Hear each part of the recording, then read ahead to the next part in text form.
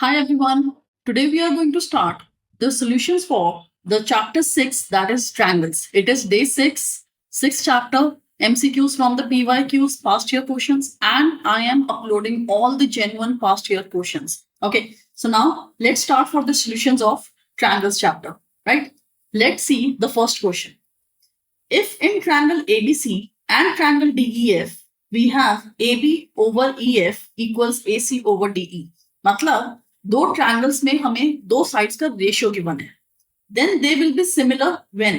देखो, अब यहाँ पे दो साइड्स का रेशियो गिवन है, इसका मतलब एसएस मांग रहे हैं वो। एसएस के लिए एक एंगल बीच में इक्वल होना चाहिए। उन्होंने हमें चार ऑप्शंस दिए यहाँ पे। अब ये क्वेश्चन कैसे होगा, और ये इस साल के सैम्पल पेपर से है, राइट? इस क्वेश्चन को करने के लिए you have to make the figures in rough.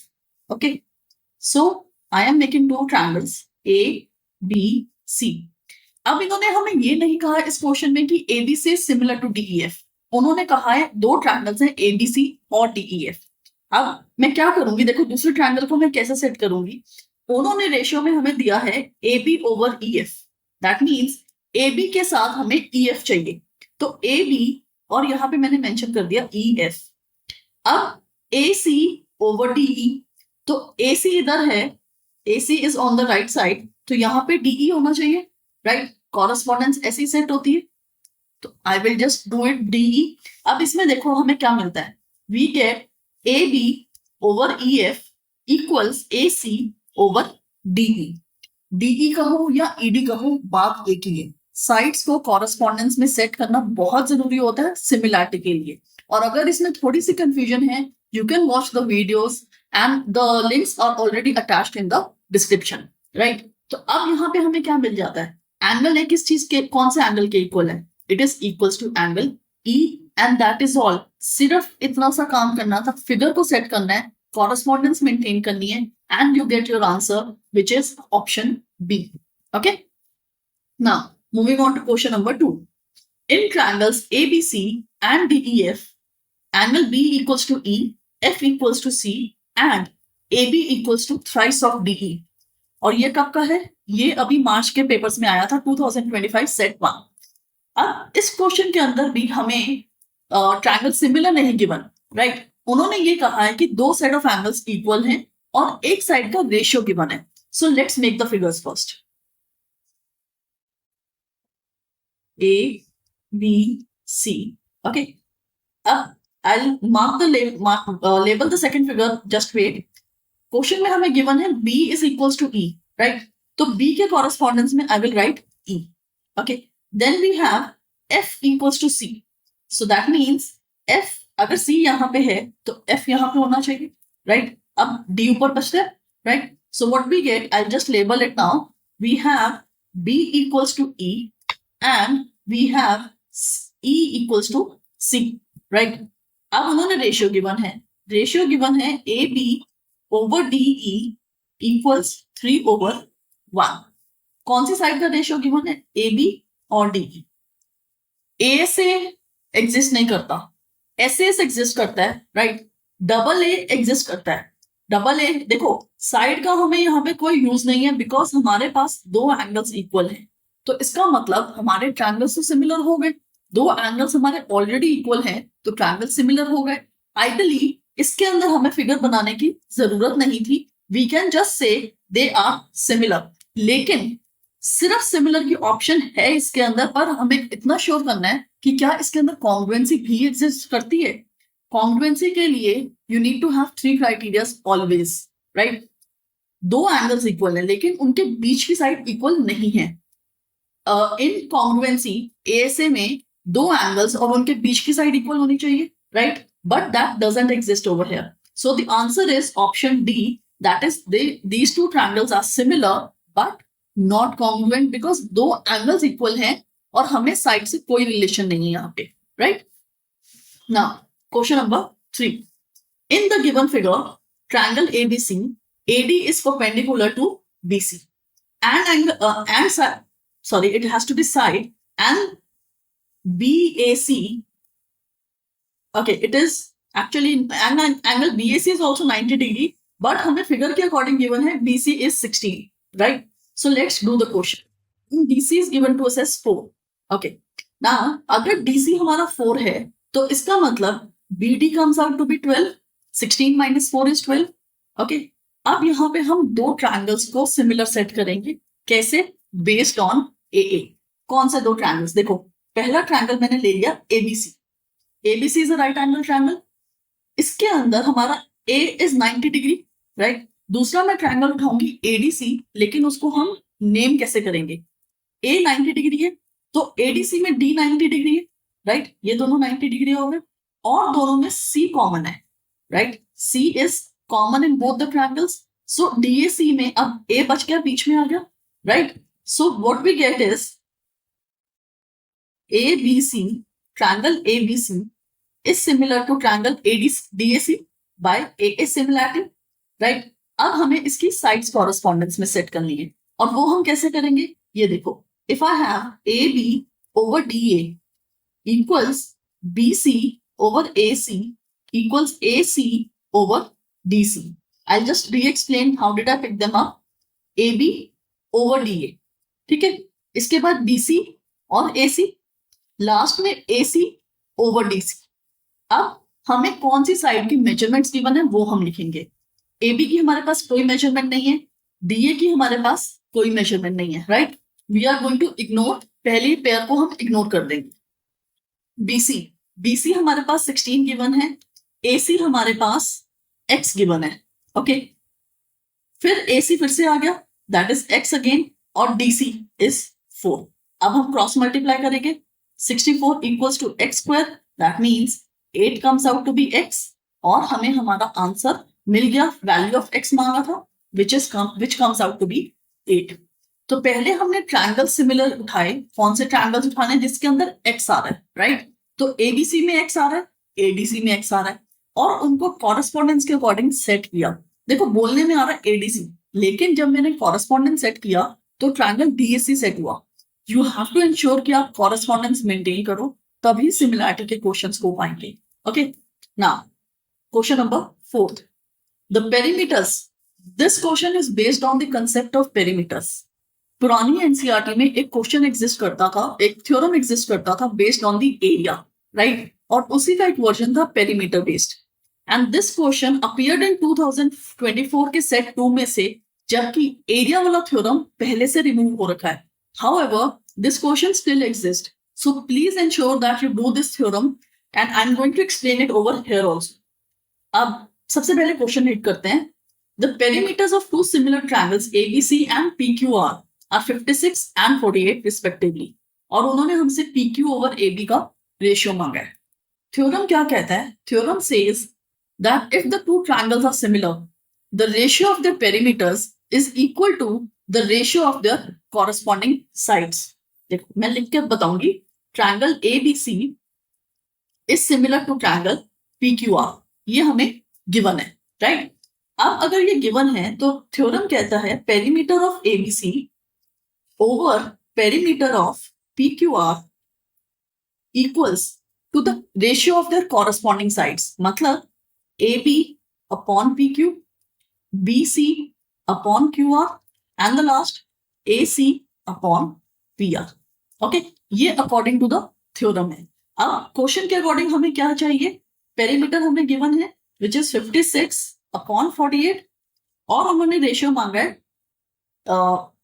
PQ upon AB का मांगा है. मैंने AB अपॉन PQ लिखा है, हम उसको बाद में रेसिप्रोकल कर देंगे. Okay, so let's cancel this out. अब इसमें कॉमन फैक्टर क्या है? 8 हमारा कॉमन फैक्टर है. This gives 7 and this is 6.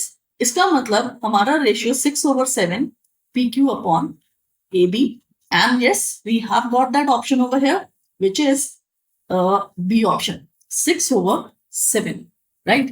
ये थ्योरम प्लीज याद कर लेना अच्छी तरह से, and it is very handy, very easy. बहुत जल्दी क्वेश्चंस होते हैं अगर थ्योरम हमें पता हो. Now moving on to question number 5. AB and CD are two chords. ये क्वेश्चन मैंने 24 के सेट 2 में से उठाया, बिकॉज इस क्वेश्चन को देख के लगता है कि सर्कल्स का है, लेकिन ये क्वेश्चन सिमिलैरिटी का है. AB and CD are two chords. देखो, AB and CD are two chords intersecting at point P. Choose the correct statement from the following. देखो क्वेश्चन में उन्होंने हमसे ट्रायंगल्स दे दिए और अगर आप हर ऑप्शन को देखो ADB ADB ADB ADB, right, तो पहला ट्रायंगल तो एडीपी फिक्स है। अब उसके सिमिलरिटी में हमें दूसरा ट्रायंगल सेट करना है and let's see how. ADP, पहले I am just highlighting the triangle ADP. ये हमारा ट्रायंगल है एडीबी। इसके अंदर ये दोनों एंगल वर्टिकली ऑपोजिट है, यानी P के कॉरेस्पॉन्डेंस में दूसरी वर्टेक्स आ गई हमारे पास P, राइट। अब D angle is actually equal to angle B, और इसका रीजन आपका जाता है क्लास 9th वाला theorem that angles in the same segment are equal, right. D और B इक्वल है तो D के कॉरेस्पॉन्डेंस में B चला गया। अब क्या बचता है, A के कॉरेस्पॉन्डेंस में C, राइट। तो ऑप्शन मिल गया हमें ADP is similar to triangle CVP। सी, मैंने कुछ भी नहीं लिखा, फिगर को देखा, एंगल्स को कॉरेस्पॉन्डेंस में सेट किया and voila we got the name. ये क्वेश्चंस इसी तरह से इजी हैं, बस कॉरेस्पॉन्डेंस स्ट्रांग होनी चाहिए। ये 5वां क्वेश्चन था और हर क्वेश्चन में मैं एक चीज बोल रही हूँ, कॉरेस्पॉन्डेंस को सेट करना जरूरी है, उसका आना जरूरी है। Okay, now question number 6। इस तरह के क्वेश्चंस बहुत फ्रीक्वेंटली पेपर्स में एग्जिस्ट करते हैं। ये आया था 24 के सेट 5 में। Okay, if a vertical pole of length 7.5 metre cast a shadow of 5 metre on the ground and at the same time, ये जो वर्ड होता है ना सेम टाइम, ये बहुत जरूरी वर्ड है बिकॉज इसी के बेस पे हमारा क्वेश्चन होता है। And at the same time a tower cast a shadow of 24 metre long, you are suppose to find the height of the tower. अब यहाँ पे इस क्वेश्चन के अंदर ना 2 राइट एंगल ट्रायंगल्स फॉर्म होते हैं। कैसे, ये देखो, पहला हमारा है ये वर्टिकल पोल, ये पोल ले लिया हमने, इसकी लेंथ है 7.5 and it is casting a shadow 5 metre, right. And similarly we have got a tower and tower cast a shadow of 24 metre. हमें पता है कि दोनों इरेक्ट खड़े होते हैं, राइट। लेकिन इसके अलावा इस क्वेश्चन में हमारे पास दूसरा एंगल नहीं गिवन, ना कोई साइड्स गिवन है, बट स्टिल हम इनको सिमिलर ले लेंगे। कैसे, बिकॉज इन्होंने जो वर्ड ये बीच में दे दिया ना एट द सेम टाइम, इसका ये मतलब है शैडो सेम टाइम पे बन रही है, सन का ऑल्टीट्यूड सेम टाइम पे सेम एंगल बनाएगा on different objects. This is science over here, right. तो ये चीज समझना, एनसीईआरटी में भी एक क्वेश्चन एग्जिस्ट करता है। Okay, I think question number exercise 3 का लास्ट क्वेश्चन है, I am not sure but शायद वही है। Okay, so vertical pole and tower both are casting their shadows at the same time. तो sun का altitude is going to be same, which means these two angles are same. इस वजह से हमारे दोनों triangles similar हो जाएंगे by a similarity. Now let's take the height of the tower as x. So what do we get? 7.5 upon x equals 5 upon 24. मैंने सिर्फ sides को ratio में set किया and now we will calculate to get the answer. 7.5 into 24 by 5 equals x. I've just transposed चीजों को इधर उधर किया and x की वैल्यू निकाल ली है. So what do we get? This comes out to be 1.5. अब 24 को 1.5 से जब हम multiply करेंगे, it is going to give me 36 and the answer is D option. Okay. Now moving on to the next question 7.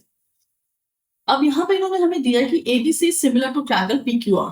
Angle A is 32, angle R is 65 और angle B की value निकालिए। इस क्वेश्चन को भी हमें कुछ ज्यादा मेहनत नहीं करनी, but I am just making 2 triangles ABC और PQR। ओके, देखो इन्होंने क्या गिवन है, A is equals to 32। अगर A 32 है तो P भी 32 होगा बिकॉज ट्रायंगल सिमिलर गिवन है, और जब ट्रायंगल सिमिलर होते हैं तो इसका मतलब उनके कॉरेस्पॉन्डिंग एंगल्स इक्वल होते हैं, राइट। नाउ R is 65, अगर R 65 है तो C भी 65 होगा, बस यही चाहिए था हमें। अब ABC में देखो आपके पास एक थर्ड एंगल मिसिंग है, ASP से हम थर्ड एंगल निकालेंगे, सो 32 plus 65 comes out to be 97, 180 minus 97 is 83 and we got our answer, that is 83, C option. पहले हमने सिमिलैरिटी के अकॉर्डिंग एंगल्स इक्वल किए और उसके बाद ASP से मिसिंग वैल्यू को निकाला, राइट।